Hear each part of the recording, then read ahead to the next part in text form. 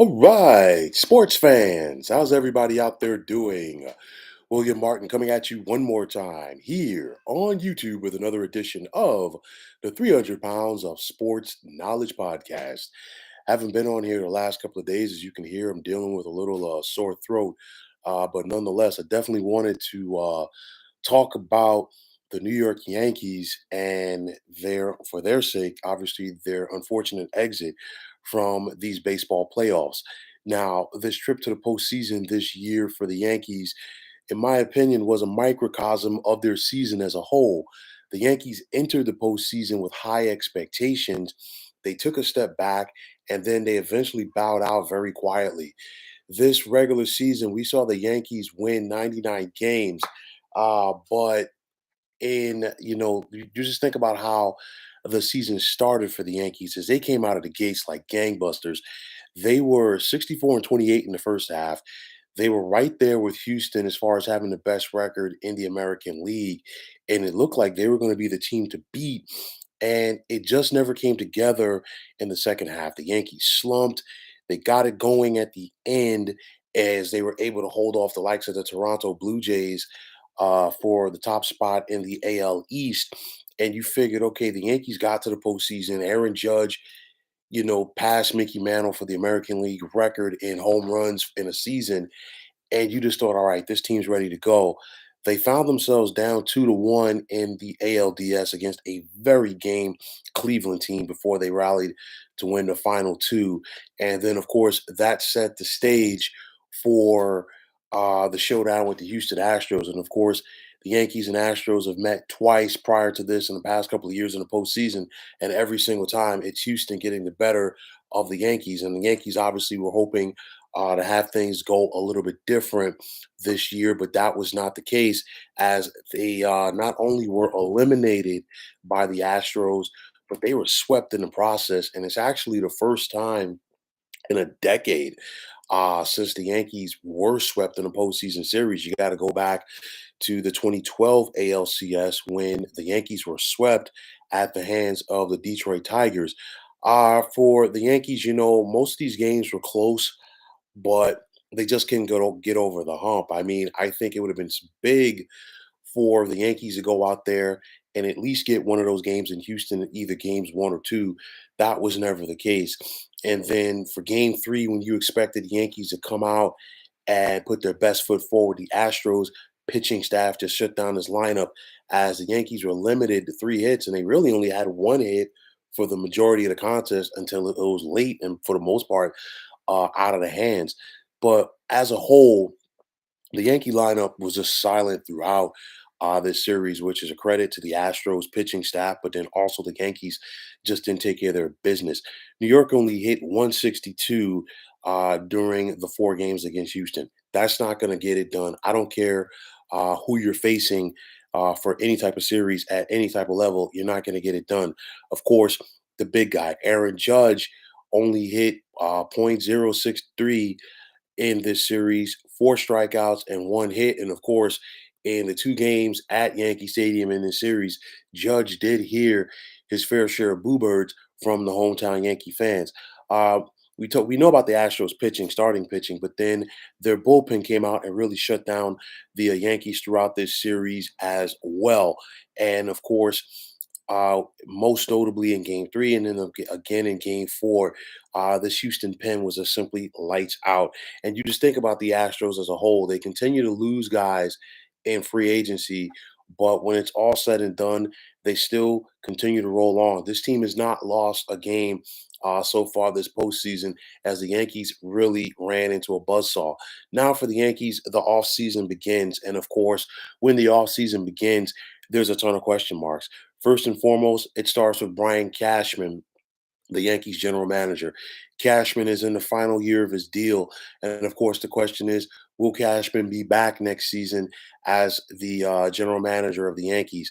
For me, and I've been saying this for several years, I feel like Brian Cashman needs to go. I think he and the Yankees need to be in a different direction due to the fact that to me, I feel like Cashman's been there too long. I think he's feeling himself a little bit too much, in my opinion. And more importantly, I just think that Brian Cashman is too comfortable with his position right now. And for the Yankees, I really think that they need a new voice. They need a new direction.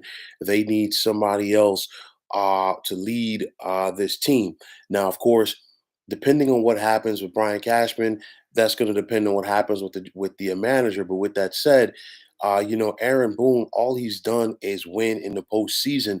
But unfortunately, when you put that Yankee uniform on, people are only going to remember you by what you've done or what you're able to do in the month of October. And of course, for Booney, he and the Yankees have not been able to win the American League pennant. He and the Yankees have not been able to get to the World Series. And at the end of the day, that's what people are going to remember you for. That, depending on what happens, and honestly, I think that more than likely, I think Cashman's back unless something drastic happens. Um, that's going to set the temperament for for whatever it is, if you will, as far as what's going to happen with the rest of this offseason for the Yankees. Obviously, the big question is going to be Aaron Judge. um, I said it then, the Yankees rolled the dice in allowing Judge to get the free agency, and I say that allowing from the standpoint that Judge knew that he could get more money as a free agent, and he knows that now, which is why he turned down the Yankees offer prior to the start of the season. The Yankees are going to have an opportunity to keep Judge, but at this point, it's probably going to cost them at least 300 to 30, maybe $350 million, depending on how many other big market clubs are going to be in the mix. And I think there are going to be some other teams in the mix uh, for the services of Judge. CJ LaChapelle. I hope I pronounced your last name right. Please forgive me if I didn't. You're saying when the Yankees lose, the world wins. Listen, I'll tell you like this, man. It's a scenario where this is a new day in baseball, and I can't um, say that it just started right now. But obviously, gone are the days of repeat champions. And when I say that, because you got to go back to 2000 with the Yankees actually to find the last time that we had a repeat World Series champion. Granted, the Astros are in the Fall Classic for the second consecutive year, but nonetheless, the aspect of the game has really changed through free agency, the luxury tax, um, payroll spending, you name it. As far as having those quote unquote dynasties, and I was actually, you brought that point up, and I was actually prepared to harp on that anyway because what we saw from the Yankees in '96 to 2000, it's a scenario where I don't see it happening again. And the thing was, those Yankee teams obviously made it look so easy, and winning a championship is not easy.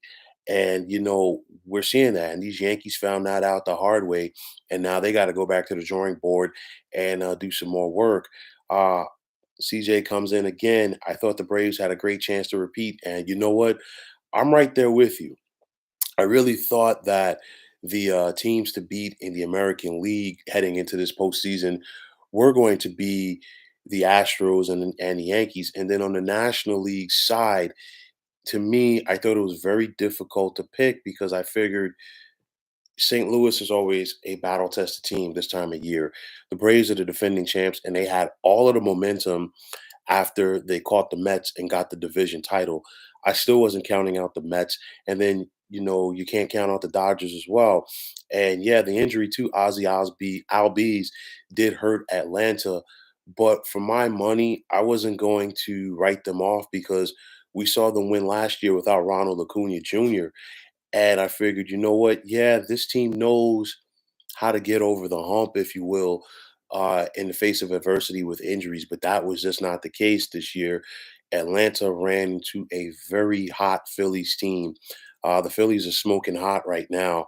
And obviously, at this point, they have more than a puncher's chance to get it done. They're 4 wins away from winning the championship. The only thing, and I'll talk about this later in the week when I preview the World Series, you just have to wonder if these couple of days off are going, like if it's going to curtail the Phillies' momentum right now, because this team is smoking. We saw them come back against St. Louis, in the wild card round. We saw them get the best of the Braves, obviously, in the LDS, and now they just ran through the San Diego Padres. And of course, Bryce Harper, who always has played well on the postseason stage, is now getting help. So this Phillies team, let's see if they can keep that momentum going. CJ says, "I think if we had Ozzy, we might beat the Phillies." You know what? That is a legitimate point right there.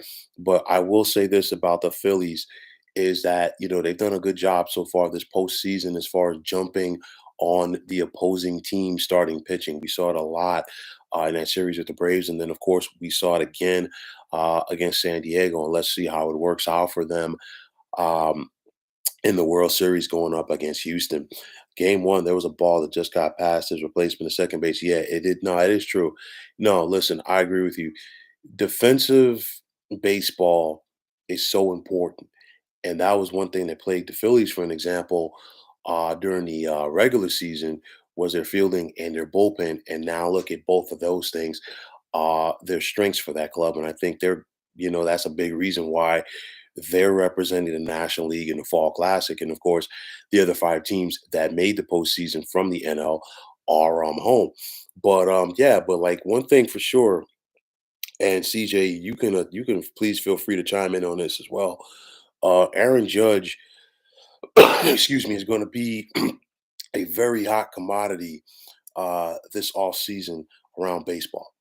And I don't want to keep sounding like a broken record, but the Yankees rolled the dice on not bringing him back, and or pardon me, retaining him to a long-term deal rather. So I think they're going to have an opportunity to um to re-sign him, but it's going to cost them some money. And I don't see Judge just having a quote unquote exclusive negotiation with the Yankees. He wants to flirt with the market and drive up that value, and I think he is going to get it. Anthony Rizzo, he's a free agent for the Yankees. Is he going to be back next year for this club? We got to wait and see. Jamison Tyon, interesting story because Tyon had one of his better years as a pitcher at the big league level. Is he going to be able to parlay that into getting a new deal with the Yankees? We got to wait and see. One thing I think that's hurting, or two things to me, I think that's hurting the Yankees right now, they're stuck with the contracts of not only John Carlos Stanton, but also Josh Donaldson. And of course, CJ is a Braves fan. You know a thing or two about Josh Donaldson from his time there as well. So it's going to be interesting to see what happens there. But let me see what you're saying right there. There's a lot of talk about the Braves going after DeGrom. I could see that happening because it's a scenario where I think the Mets are going to try to keep him, but just because I'm saying they're going to try to keep him doesn't mean that they are going to keep him. We know pitching is at a premium, and if you want to get to October and ultimately advance and win in October, you cannot have enough pitching in your arsenal. So it's going to be so. I wouldn't be surprised to see the Braves go after Jacob DeGrom. Honestly, I wouldn't be surprised to see the Yankees go after Jacob DeGrom as well. It's one of those where you know what, he's going to be a hot commodity this offseason. And at the end of the day, I know his injury history, but he knows this is probably his last opportunity himself to get a big term deal as a free agent in baseball. Now, for the Yankees, they led the AL in home runs this past season as well as runs. But the bottom line is they got to hit better. They only had a 241 batting average, which is eighth in the National League, and that's not going to get it done. You know what I'm saying? So let's see what they do to try to build things up from there. Will the Yankees go after another arm? I just mentioned possibly a guy like Jacob DeGrom, and CJ's chiming in and say there are talks that DeGrom does not want to play in New York anymore. He's a Florida guy. I remember, he went to Stetson. You never know what happens. Will home start calling? Will somebody close to home come calling? I mean, obviously, we know the Marlins and the Rays aren't going to be the ones that go out there and spend bread, big time bread rather, in the offseason. So let's see what happens with Mr. DeGrom. But for the Yankees, they already have more than $123 million committed to next year's team. And that's not even factoring in arbitration numbers. And of course, a lot of that goes to the likes of John Carlos Stanton, Josh Donaldson, Garrett Cole. And, for Garrett Cole's sake, in years past, he always hasn't been, a guy who delivered for the Yankees in those postseason scenarios. But Cole pitched pretty good for the Yankees during this run. It's just the fact that the bats just simply were not there for the Bronx Bombers. And of course, the nickname is the Bronx Bombers, but they really didn't live up to it this postseason run. So if you're Hal Steinbrenner, what are you going to do? Because I've said this before, and I'll say it again. A lot of people around this organization, this Yankee organization, should be thankful that George Steinbrenner is no longer with us because I've been saying this for years. If Steinbrenner was around, I feel like Brian Cashman would have been gone a long time ago because we know about how George Steinbrenner was in his heyday, and just getting to October wasn't good enough. You had to do more to prove your worth there. And the Yankees, obviously under Cashman in recent years, have not proven that worth. Now, the Yankee fans, they're tired of waiting. I mean, but again, we saw what we saw from 96 to 2000 just doesn't happen that often. As far as being able to win 4 titles in 5 years. And I mean, CJ, you're a Braves fan. I'm not sure um, how old that you are, but I mean, you think about the runs that the Braves had in the 90s and the early to mid 2000s. The Braves were a perennial playoff team, got to the World Series several times, but they just it's not easy, okay, to get it done. So, all right, CJ, yeah, I see your age there, brother. So obviously, you've seen some of those years for the Braves, and the Braves had some good teams in the '90s and the 2000s. I mean, you think about the pitching staff that they just threw out there every day with Glavine, Maddox, and Smoltz. You had your Ryan Kleskos of the world. You had your Chipper Joneses. Even before that, guys like David Justice, Ron Gant, Terry Pendleton. I can go right down the list, as far as the marquee guys in that lineup. But it's just not easy to get it done in October. And I think, people are finding that out once again. And this is, again, why only one trophy is handed out each year. But with that said, the expectations are always going to be high for teams such as the Yankees in this scenario. At the end of the day, I think it all comes down to what the Yankees are going to do with Brian Cashman. I think, is he going to stay, or is he going to are they going to go in a different direction? I think that's the $1 million question in the room. And until that question is answered, I think we'll then get a feel of what the Yankees are going to look like in 2023. But at the end of the day, the Astros were simply too much for the New York Yankees. And of course, CJ, you being a Braves fan, this time last year you had you were enjoying the fact that the Braves themselves were too much for the Houston Astros as they rolled to their first championship since 1995, and now we're a couple of days away from seeing the Astros try to get their first title since 2016, while also seeing the Philadelphia Phillies try to get their first title since 2008, which of course they beat the Tampa Bay Rays. They came back and tried to repeat in 2009, and they fell short to the New York Yankees, who, of course, that is their last championship as well. So, CJ, I want to thank you so much for chiming in here. Definitely appreciate the support. Um, Listen, I got a lot to talk about for the Braves in the offseason. I expect the Braves to be a very busy team to try to make some moves. I mean, credit to Alex Anthopoulos already, as far as locking a lot of those young guys up.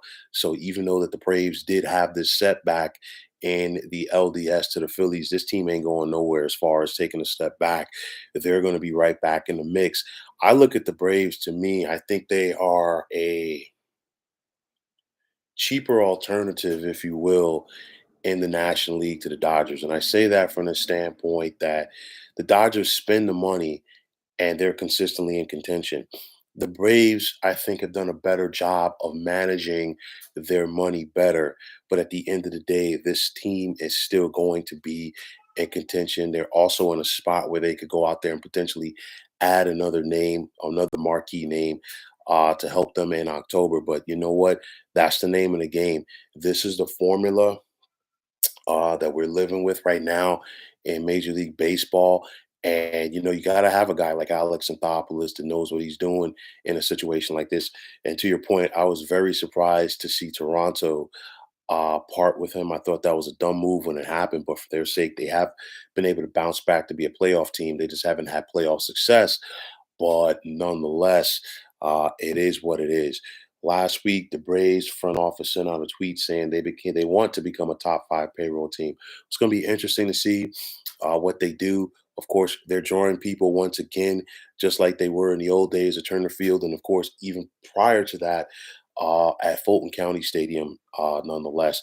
But I think big market teams like the Braves, Dodgers, Mets, Yankees, Giants, I think they're all going to be in a mix to, be very busy this off season. And of course, one big guy that in particular, Aaron Judge, will he be wearing pinstripes next season? That is going to be the million, or should I say, $350 million question. So, folks, that is going to wrap it up. And as always, I want to take this time out to thank you for tuning into the 300 Pounds of Sports Knowledge podcast here on YouTube. I want to take this time out to thank all of you fine folks out there for tuning in. And if you have not already, please feel free to subscribe to this channel. Now, if you're on Twitter, please feel free to follow me at 300 Pounds of Sports. And like I always say, if you follow me, it'll be my pleasure to follow you right back. There's also the sports discussion group on Facebook at the Sports Depot 365. You can check it out. Drop a line and be a part of one of the better sports debating sites going on social media. CJ, to answer your question, I'm hopeful to be back on here tomorrow night. Definitely want to be back on here Wednesday as far as discussing the upcoming World Series. I got a lot to talk about that in regards to both the Phillies and the Astros. Obviously, there is a previous history between these two organizations. Obviously, not these two teams, like the current rosters, if you will, dating back to the 1980 playoffs. But nonetheless, I got plenty to talk about.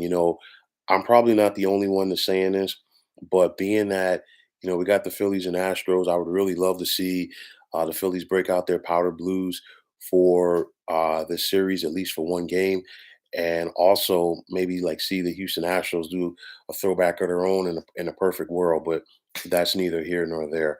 We could save that for a whole nother day when we're talking about like some of the great baseball unis. I mean, obviously the Braves have their throwbacks, classic throwbacks, to the Hank Aaron era. Me, I've always personally been just getting on the unis real quick. As far as baseball uniforms go, I've always been very particular to the Oakland A's all whites, the kind of classic. CJ, if you want to check me out on Twitter, 300 Pounds of Sports, I'm going to type it right here in the comment box for you. So please feel free to chime in and follow me on Twitter. I just sent it to you, man. So if you go on there and follow me, I should be on there in a couple of minutes. I'll definitely hit you right back with the follow, man. And as always, folks, I am William Martin saying take care, have yourselves a good night, and thanks for tuning in to the 300 Pounds of Sports Knowledge podcast here on YouTube. And also, I appreciate you dealing with me with my sore throat. Should be back at it in a couple of days. Thanks again, folks. Be well.